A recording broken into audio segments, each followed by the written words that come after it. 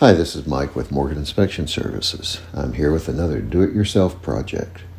So my movers scratched my floor moving a piece of furniture, and I thought, well, I might as well make a video showing how to repair the floor.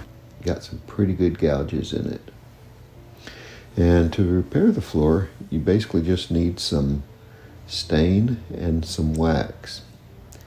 You can also use one of these repair or touch-up pins.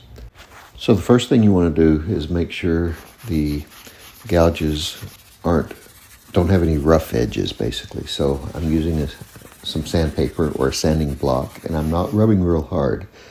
You don't want to scratch the good part of the floor, but you want to get the edges down off of this. And when you rub your fingers across it, you want it to be smooth. Then I just use a kitchen sponge to clean up the area, just to make sure I've got a clean area to work with. And then it's time for the stain. You just want to work that stain into the gouges. And I used 2 coats of stain and buffed it just as well as I could. You can't put too many coats on. By that I mean the more coats the better, because it does help to hide that scratch or gouge.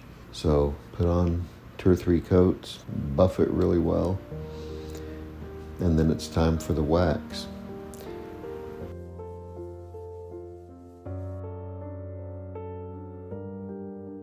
This wax is very thick. It was hard to get enough on my cloth, but same thing with the wax. You can't use too many coats.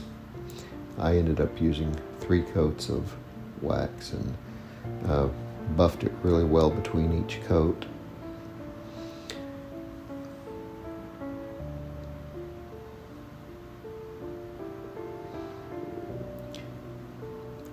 And gave an extra good buffing on the final coat.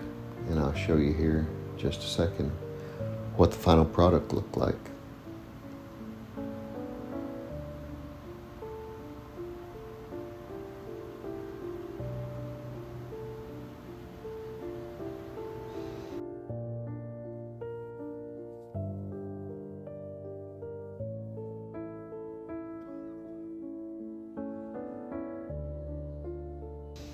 Okay, so here's the final product. Yes, you can still see those gouges just a little bit.